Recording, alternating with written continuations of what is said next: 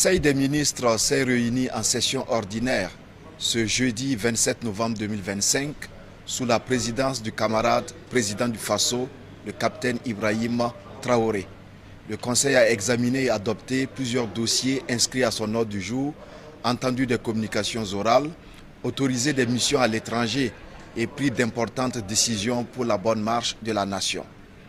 Au titre des grands dossiers examinés et adoptés ce jour, et pour le compte du ministère de la fonction publique, du travail et de la protection sociale, le Conseil a adopté un projet de loi portant code du travail au Burkina Faso. Pour plus d'informations, j'invite ici le ministre Mathias Traoré. Le projet de loi qui a été adopté contient plusieurs innovations. Je vais insister sur 7 d'entre elles. La première innovation porte sur l'encadrement de l'exercice des activités de placement et du travail temporaire. Au titre donc de l'exercice des activités de placement et de travail temporaire, désormais à qualification équivalente, le travailleur temporaire et le travailleur de l'entreprise utilisatrice occupant le même emploi auront la même rémunération. Désormais, il est interdit à toute personne ayant des intérêts directs ou indirects avec une entreprise utilisatrice de conclure un contrat de mise à disposition de personnel.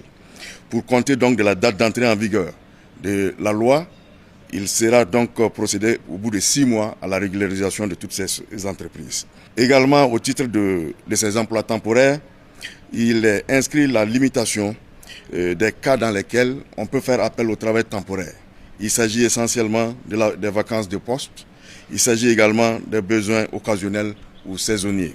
La fixation également de cas dans lesquels il est interdit de faire recours au travail temporaire. Il s'agit particulièrement des travaux dangereux et également de travail pour lesquels les travailleurs ont été licenciés pour motifs économiques avant 2 ans.